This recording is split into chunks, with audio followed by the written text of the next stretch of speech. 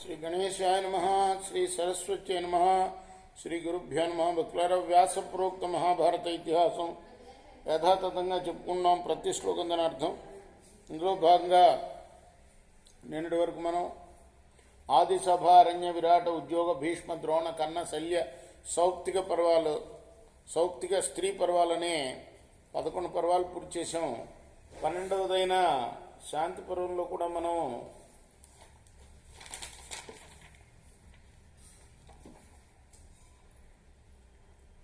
260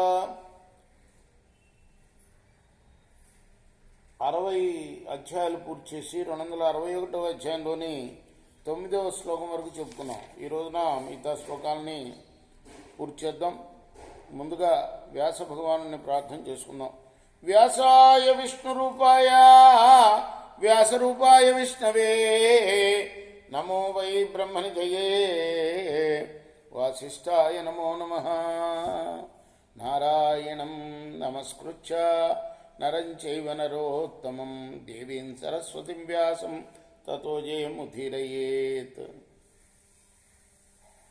అంజనానందనం వీరం జానకీ శోకనాశనం కపీ సమక్షంతారాం వందే లంకా భయంకరం. సదా నింబవృక్షస్య మూలాధివాస సుధాశ్రావిణం తిక్తమప్యప్రియంతం తరుం కల్పవృక్షాదికం సాధయంతం నమామీశ్వరం సద్గురుం సాయినాథం. సమర్థ సద్గురు సాయినాథ్ మహారాజ్ की जय. इति ब्रुवाणान्तं ऋषिं रक्षां शुद्धधृच्च सागरात् अब्रवन् गच्छ स्पन्धानाम् आस्तायेमं द्विजोत्तम. జాజలి అలా అనగానే ఆ పిశాచాలు సాగర తీరం నుండి ఆయన్ని పైకి లేపి, ఓ ద్విజోత్తమ, ఈ మార్గాన్ని ఆశ్రయించి కాశీ నగరానికి వెళ్ళు అని పలికాయి.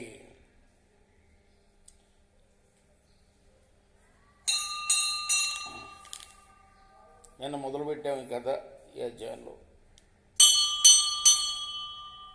ధర్మరాజు అడిగిన ఒక ప్రశ్నకి సమాధానంగా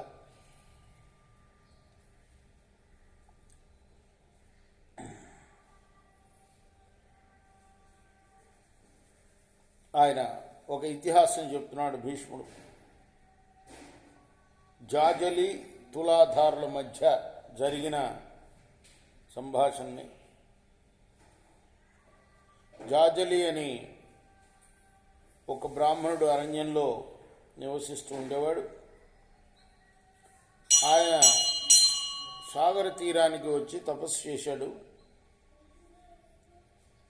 మరి ఆయన ఘోరమైన తపస్సు చేశాడు. ఆ తర్వాత తేజస్సు వచ్చింది ఆయనలో. సర్వలోకాలకి వెళ్ళాలని మనోవేగంతో సంచరిస్తూ ఉన్నాడు. మొత్తం సముద్ర పర్యంతం మొత్తం భూమి అంతా చుట్టవేశాడు.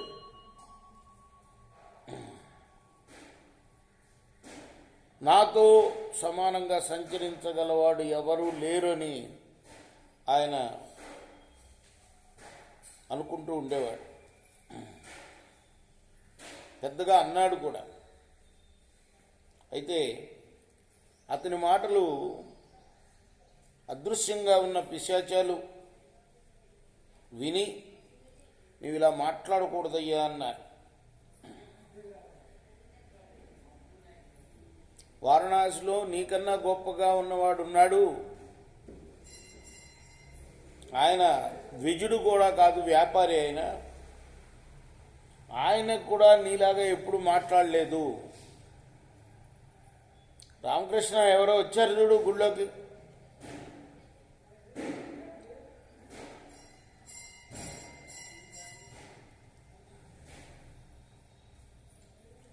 పిశాచాలు అలా అనగానే, అయితే నేను ఆ తులాధారుణ్ణి చూడాలి అన్నాడు ఆ జాజలి అనే ద్విజోత్తముడు. అప్పుడు ఆయన ఒకసారిగా పైకి లేపి వెళ్ళవయ్యా కాశీనగరానికి అన్నాయి ఆ పిశాచాలు. ఈ చిత్తో జాబలిర్భూతై జగామ విమనాస్తదా వారణాస్యాం తులాధారాం సమాసాజ్యా బ్రవీతకిం. వారణాసికి వెళ్ళాడు, తులాధారుణ్ణి సమీపించి అన్నాడు, ఇలా అన్నాడు, కింకృతం దుష్కరం తాత కర్మజాబల్న్యా పురా ఏన సిద్ధిం పరాం ప్రాప్త తన్మే వ్యాఖ్యాతుమర్హసి. ఇలా చెప్తూ ఉంటే భీష్ముడు మధ్యలో ధర్మరాజు అడిగాడు, జాజిల్ అనేవాడు గతంలో ఏ దుష్కర కార్యాన్ని చేశాడు, దేని ద్వారా మళ్ళీ ఉత్తమ సిద్ధిని పొందగలిగాడు? అంటే ఎవరు చేయలేని పని ఏం చేశాడు ఆ జాజలి, దేని ద్వారా ఉత్తమ సిద్ధిని పొందగలిగాడు, అది నాకు చెప్పమన్నాడు. భీష్మ ఉవాచ అతీవ తపసాయుక్త ఘోరేణ స బభూవ తథోపస్పశ్చ నరతః సాయం ప్రాతర్మహాతప అగ్నిర్పరిచర సమ్యక్ స్వాధ్యాయ పరమోద్విజ వానప్రస్థ విధానాజ్ఞ జాజలిర్జ్వలిత శ్రియా. జాజలి గొప్ప తపస్సు చేసినవాడు. ప్రాతః సంధ్యాకాలం సాయం సంధ్యాకాలంలో స్నానమాచరించి సంధ్యోపాసన చేసి అగ్నిహోత్రాన్ని అనుష్ఠించి వేదాధ్యయనం చేసేవాడు. వానప్రస్థ విధి బాగా తెలిసినవాడు. తేజస్సుతో ప్రకాశించేవాడు ఎప్పుడు కూడా. అంటే బ్రాహ్మణుడై ఉండి ఇవన్నీ కనుక చేస్తే తప్పనిసరిగా అతనిలో తేజస్సు వెల్లి విరుస్తుందన్నమాట. ఆయన చేయాల్సిన ముఖ్యమైన కార్యాలు చెప్పారు ఇక్కడ.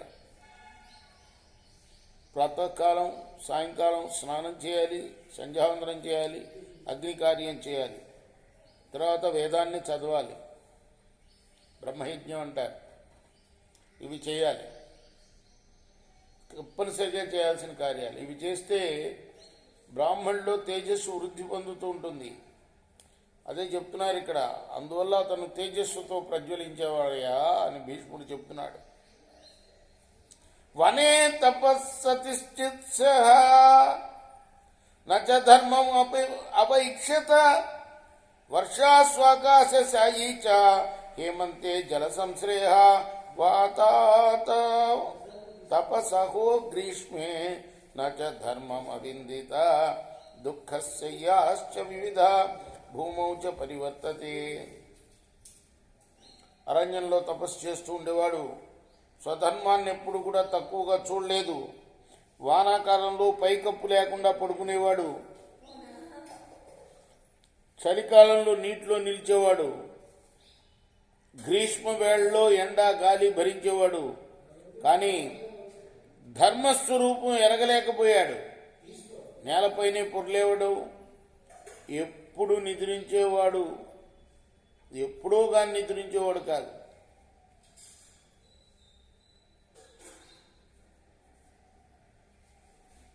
తతః కథాచిత్ సముని వర్షాస్వాకాశమాస్థితః అంతరిక్షాజ్జలం మూర్ధ్నా ప్రత్యగృహ్యన్ ముహుర్ముహు. ఆ తర్వాత ఒకసారి ఆ జాజలి ముని వర్ష ఋతువులో ఆకాశంలో నిలిచి పైనుండి పడుతున్న వర్షధారల్ని మాటి మాటికి శిరసాగ్రహించాడు. అధ తస్య జటః క్లిన్నా బభూవుర్గ్రథితాః ప్రభో అరణ్య గమనాన్నిత్యం మల్యోమల సంయుత. ప్రభో అప్పుడు బాగా తడిసిన ఆయన జటలు ముడిపడిపోయాయి. నిత్యం అరణ్యంలో సంచరిస్తున్న కారణంగా శరీరం మలినమైంది. అయినా కూడా అంతఃకరణం నిర్మలంగా ఉంది. స కదా చిన్నరాహార వాయుభక్షో మహాతప తస్తోకాష్టవతవ్యగ్రహ నచాలా కర్హించతో. ఒకప్పుడు ఆ మహాతపస్వి మరే ఆహారం కూడా స్వీకరించకుండా గాలిని మాత్రమే భుజిస్తూ కట్టెలా నిలబడ్డాడు. మనస్సులో వ్యగ్రత లేకుండా క్షణం కూడా కదలకుండా నిలిచాడు. తస్యస్మ స్థానుభూతస్య నిర్విచేష్టస్య భారత కులింగ శకునౌ రాజన్ నీరం శిరసి చకృతహు.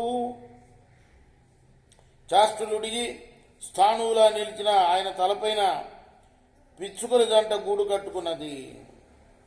సతో దయావాన్ బ్రహ్మర్షి ఉపప్రైక్షత దంపతి రువాణవు నీడకంతత్ర జడాసు తృణకంతుభి. తల మీద గడ్డిపోచలతో గూడు కట్టుకుంటున్న ఆ పక్షుల జంటను గమనించి దయాళువైన ఆ బ్రహ్మర్షి వాటిని ఉపేక్షించాడు. తన్ను వేసే ప్రయత్నం చేయరా. యదా అన్న స చలత్యేవ స్థానుభూతో మహాతప తతస్థో సుఖ విశ్వస్తో సుఖం తత్రో శృతుస్తదా. స్థానువుగా ఉన్న మహాతపస్వి నిశ్చలంగా నిలవడంతో ఆ పక్షులు అక్కడ సుఖానికి లోటు లేదని ఆయన విశ్వసించి అక్కడే నివసించడం మొదలుపెట్టాయి. అతీతా స్వతవర్షాసు శరత్కాల ఉపస్థితే ప్రాజాపత్యేన విధినా విశ్వాసాత్ కామమోహితో తత్ర పాతయితాం రాజన్ శిరశ్చండాని ఖేచరౌ తాన్యభుజ్యత తేజస్వి సవిప్ర సంసిత వ్రత. వర్ష ఋతువు గడిచిపోయి శరత్కాలం రాగానే కామమోహంతో ఆ పక్షులు ప్రాజాపత్య విధానంతో సంగమించి నమ్మకం కలిగింది కాబట్టి జాజీల తల మీదనే గుడ్లు పెట్టాయి. వ్రతశీలుడైన ఆ తేజస్వి అది గ్రహించాడు. అరుద్వాచ సమహతేజ నచాల జాజలి ధర్మే కృతమనా నిత్యున్న ధర్మం సత్వరోచయత్. అయినా కూడా అధర్మాన్ని పడనివాడు కాబట్టి కదలకుండా అలానే నిలిచాడు. అహన్యహని జాగచ్చ తతస్థో తస్య మూర్ధని ఆశ్వాసితో నివసత సంప్రహృష్టో తదా విభో. ఆ పక్షులు ప్రతిరోజు ఆహారం కోసం వెళ్ళి మళ్ళీ వచ్చి ఆ జాజలి తల మీదనే నమ్మకంతో ఆనందంగా నివసించడం మొదలుపెట్టాయి. అండేభ్యస్వధ పుష్చేభ్య ప్రాజయంత శకుంతక వ్యబద్ధంత తత్రైవ నచా కంపత జాజిలి. ఆ తర్వాత గుడ్ల నుండి పిల్లలు బయటపడ్డాయి. అవి కూడా ఆయన తల మీదనే పెరగడం మొదలుపెట్టాయి. అయినా జాజిలి కంపించలేదు. స రక్షణ మానస్పందాని కులింగానాన్ ధృతవ్రత తదైవ తస్థౌ ధర్మాత్మా నిర్విచేష్ట సమాహిత. దృఢవ్రతుడు ధర్మాత్ముడు ఏకాగ్రచిత్తుడైన జాజిలి పిచ్చుకల పిల్లలను కాపాడుతూ మునుపటిలాగానే నిశ్చేక్షంగా నిలిచాడు. తతస్థు కాలసమయే బభూవుస్తేధ పక్షిణ బుభుదేతాం సుసముని జాత పక్షాన్ కులంగికాన్. కొంతకాలానికి ఆ పక్షి పిల్లలు ఎదిగాయి, వాటికి రెక్కలు వచ్చాయి. ఆ పిచ్చుక పిల్లలకు రెక్కలు వచ్చాయని జాజిలి గ్రహించాడు. తత కదాచిత్తాం తత్ర పశ్యన్ పక్షీన్యత వ్రత బభువ పరమ ప్రీత తథా మతిమతాంబర తథా తాన్ సమృద్ధాన్ దృష్ట్వా చాప్నుతాముదం శకునో నిర్భయో తత్ర ఊషతు చాత్మజై సహా. తర్వాత ఒకసారి ఈ జాజిలి ఆ పక్షి పిల్లలను చూసి పరమానందపడ్డాడు. పక్షుల జంట కూడా పెరిగిన తమ పిల్లల్ని చూసి సంతోషించి పిల్లలతో పాటు అక్కడే నిర్భయంగా నివసించడం మొదలుపెట్టాయి. జాత పక్షాంశోష్యద్ ఉడ్డీనాన్ పునరాగతాన్ సాయం సాయం ద్విజాన్ విప్రహ నచా కంపద జాజిలి. రెక్కలు వచ్చిన తర్వాత అవి ఎగిరిపోవడం, మళ్ళా ప్రతి సాయంత్రం వెనుదిరిగి రావడం జాజిలి చూశాడు. అయినా ఆయన చలించలా. కదాచిత్ పునరభేచ్చ పునర్గచ్చంతి సంతతం చక్త మాతా పితృభ్యాంతే నచా కంపద జాజిలి. ఒక్కోసారి మరలి వచ్చి మరలా ఎగిరిపోతుండేవి ఆ పక్షులు. పెద్ద పక్షులు వాటిని వదిలి వెళ్ళినప్పుడు అలా జరిగేది. అయినా కూడా జాజిలి చలించరా. తథా తే దివసం చాపి గత్వా సాయం పునఃనృప ఉపావర్తంత తత్రైవ నివాసార్థం శకుంతక రాజా. అలా పక్షులన్నీ కూడా పగలంతా తిరిగి సాయంకాలం మళ్ళీ నివాసం కోసం గుడి దగ్గరికి వచ్చేవి.